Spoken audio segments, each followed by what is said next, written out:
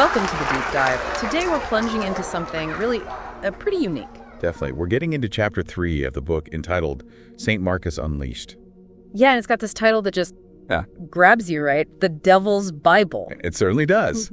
And just so you know, everything we're discussing today comes straight from excerpts of that chapter. We've also got some analysis that focuses right on these parts. Right, so it's all grounded in the text itself. And our goal here, our mission, is really to unpack the vision of the underworld presented in this chapter. Exactly. We're following the narrator, this demon named Morbos, looking at how hell is portrayed, Lucifer's power. The Devil's Bible itself, obviously, and how Morbos makes this, desperate bid for freedom. I mean, seriously, the Devil's Bible. Where do you even start with that concept? Well, the title itself is provocative, isn't it? It suggests something forbidden. And the chapter actually opens with a quote from Isaiah. Yeah. Which one? For precept must be upon precept, line upon line, here a little and there a little. Huh. That's interesting. Using Isaiah to introduce something called the Devil's Bible seems kind of ironic, maybe. Or maybe foreshadowing. Morbos's path to escape is also built piece by piece, line upon line. It definitely plays with those traditional religious ideas. Yeah, like a deliberate twisting, almost. So our guide through all this is Morbos. Right, described as a trusted red devil demon who claims they're sharing, truths and experiences after, basically forever, eons of torment. Torment for them, but the text says it's rapturous bliss for the devil. That contrast is pretty stark right from the start. It really is. It sets up Morbos's viewpoint as, deeply personal, maybe biased, but still claiming to reveal how things really are down there. And there's this mention early on of betrayal, isn't there? Lucifer betraying Morbos somehow. Yeah, it hints at something complex, not just a simple master-servant dynamic. So let's talk about Lucifer. He's called the god of the underworld, the mightiest angel, king of demons. And Morbos initially refers to him almost reverently, like my father, my Lucifer. But then comes the physical description. And wow, it's intense. Oh, absolutely. It pulls out all the stops. The bullhorn, the red and black glossy skin. The massive wings, those huge arms, long fingernails. Muscular torso, loincloth, chains, hairy red legs, cloven hooves. It's like the ultimate demonic image, just dialed up to 11. Pure intimidation. It really paints a picture of overwhelming, terrifying power. And Morbos mentions this sort of survival philosophy in hell. Ah, yes. It is wise to worship the powers that be, or seem to, wherever you are. Sounds less like belief and more like just try not to get squashed. Exactly. It points to the hierarchy, Yeah. Survival means showing respect, or at least the appearance of it, because the power imbalance is just immense. Okay, so what about hell itself? Morbos describes it as, pure hell. An understatement, maybe. Pure hell for torturous centuries that turned into epochs to eons of torment. Again, that contrast, agony for the inhabitants, bliss for Lucifer. And the descriptions are so sensory. Burning fires, this red glow everywhere. Sharp shadows, tunnels, bridges, and then the less pleasant details. Yeah, the animalistic fornication, piles of waste. And that unbearable stench of decomposing demon flesh. Yeah. It's meant to be completely overwhelming and inescapable. And that's the key, isn't it? Inescapable. Even suicide isn't an out. Right. Morbos says, it cannot die, only continue to suffer even more. Trying to end it just plunges you deeper into misery. That's incredibly bleak. The idea that you can't even choose oblivion, they just suffer more, still hoping Lucifer will just consume them. Which apparently doesn't even offer a true end, as we find out later. But this suffering, this hopelessness, it all leads Morbos to focus on one thing. The Devil's Bible. The Devil's Bible, the supposed source of Lucifer's power and the rumored key to escaping hell. And it's not just a book, right? It radiates this blue light. Yeah, a blue light. And it responds to thoughts or spoken verses. It's presented as this incredibly powerful, almost living artifact. But dangerous, too. Souls who went looking for it just became snacks for Lucifer. Exactly. High risk, high reward. It holds immense power, maybe liberation, but seeking it unwisely means becoming demon chow. Knowledge has a price in this hell. So Lucifer controls not just through fear, but through controlling access to this Bible. And there's a hierarchy. You mentioned the red devil demons. Yes, Morbos is one of them initially. They're described pretty vividly too: pure, red, small, yellow flickering horns, jagged teeth, red hair tufts, tail. Human-like bodies, but kind of slouching. Sounds delightful. They seem to be this sort of rank-and-file demons existing in this constant state of torment. And then there are the possessors, which Morboss becomes later. Right, and the text describes how Lucifer consumes souls. He apparently takes everything, their name, their identity, leaving just a bit of energy. But there's a weird step, isn't there? He has to turn them into red devil demons first. That's a really curious detail. It suggests even Lucifer can't just absorb raw soul energy. He needs to, process it into a demonic form he can actually perceive and consume. So even the devil has limitations. Seems so. And even then, the consumption isn't total annihilation. According to Morboss, once a soul is depleted by Lucifer, its energy is eventually released back into the cosmos. To rejoin the cycle of life, but still somehow under Lucifer's thumb until then. Kind of like he has dibs on it, yeah. A very grim form of recycling. Grim is right. But okay, all this sets the stage for Morboss's big plan, escape. A huge ambition. After eons of this, they want out. They want to become a breathing, living vampire on Mother Earth. A vampire? Why a vampire specifically, do you think? Is it about a different kind of power, immortality on Earth? Maybe. It's definitely a tangible sensory existence compared to the abstract torment of hell. It represents power and maybe a kind of earthly freedom they crave. And they learned how to potentially do this by just watching Lucifer. For years, apparently. Guarding Lucifer's throne, observing, keeping quiet, gathering knowledge bit by bit, patience and silence as weapons. And Lucifer eventually trusts Morboss enough, or maybe gets careless enough. During some kind of disturbing, intimate moment, the text implies. To reveal the key verse, Saint Markus, and hints about the Bible's nature. Exactly. A huge mistake on Lucifer's part, born maybe out of arrogance. He revealed the trigger, the verse itself. So Morboss has the verse, realizes they understand how to use this power, how to transceive. They just need to find the Bible and the way out, the entrance to this cavern, CIF. Which turns out to be hidden inside Lucifer's throne, of course. Right where Morboss was guarding it all that time, radiating that blue light. So Morboss speaks the verse, Saint Markus.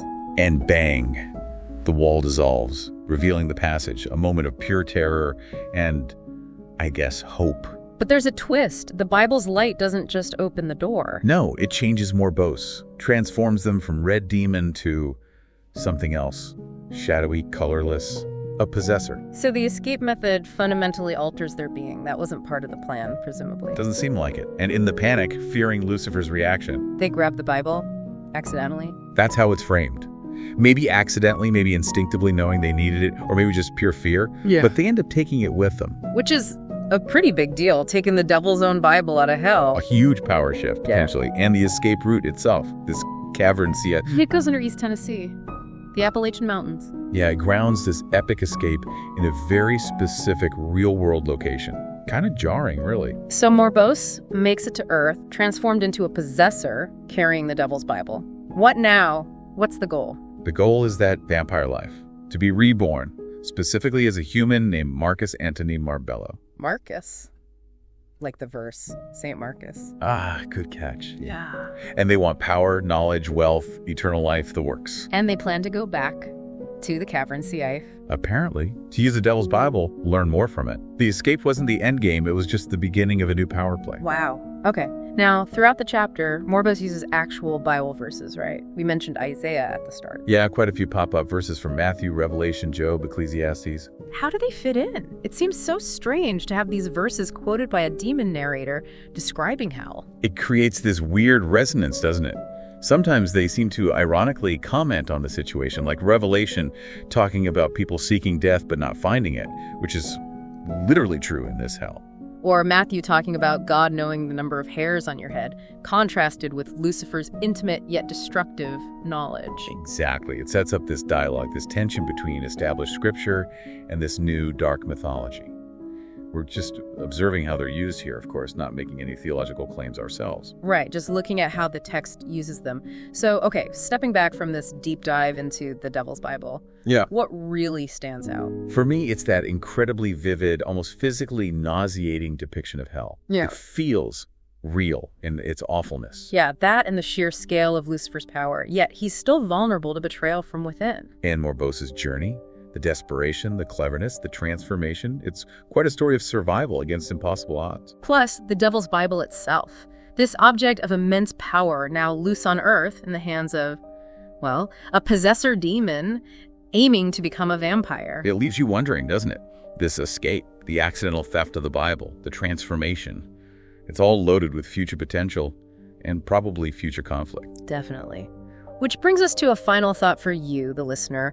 What does this particular vision of hell, Lucifer, and escape tell us? Think about power, betrayal, that deep-seated desire for freedom, even for a demon. And consider Morbos, now on Earth, accidentally wielding this immense power via the Devil's Bible, planning to become this Markus character. What happens next? What does a being like that, with that knowledge and those goals, do in our world? Something to definitely mull over. Thanks for joining us for this deep dive into the shadows of the Devil's Bible. Until next time.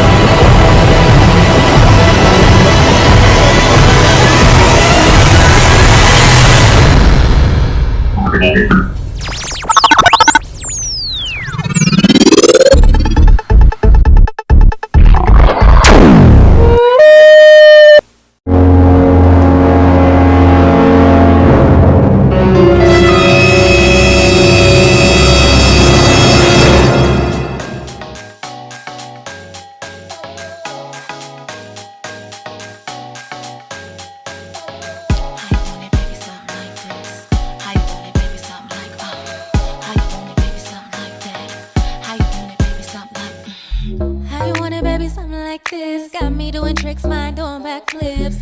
How you want it, baby? Something like that. Got me coming back, don't know how to act. What you want from me, you can have it. It's all yours, honey, just come and take it. And if you want my loving, then you gotta push up on it. Don't be scared, baby, just live in the moment. Alright, feeling this romance, you got me in a trance. Baby, mesmerized, I swear I'm hypnotized. You put a spell on me and that's for sure. So stuck that the love will find a cure. Don't try to save me from him invading me, cause this feeling feels so good. How you want it, baby, something like this? How you want it, baby, something like, ooh, how you want it, baby, something like that? How you want it, baby, something like, you put a spell on me and that's for sure. So stuck that the love will find a cure. How you want it, baby, something like this? Like. Call me crazy, couldn't help but want more. One snap like magic, now I'm all yours. Like a genie, you release me to fulfill your needs. Now I'm gone overdosing off your medicine. Clearly I'm insane, you're messing with my brain. I'll never be the same, and you're the one to blame. Cause you got me so hooked, chills in my spine. Boy, you got me so shook. All it takes is one look for you to take over. Every time you move closer, I start to notice how much I lose focus. Everything moves in slow motion. You put a spell on me and that's for sure. So stuck that the love will find a cure. Don't try to save me from him invading me, cause this feeling feels so good. How you want it, baby, something like this? How you want it, baby, something like, ooh, how you want it, baby, something like that? How you want it, baby, something like, you put a spell on me and that's for sure. So stuck that the love will find a cure. How you want it, baby, something like, yeah. Drop it down low, pick it up slow. Under your control, you're taking over my soul. Must be captivated, feel so elevated. Potion got me faded, it's so amazing. Drop it down low, pick it up slow. Under your control, you're taking over my soul. Must be captivated, feel so elevated. Potion got me faded, it's so amazing. Hey!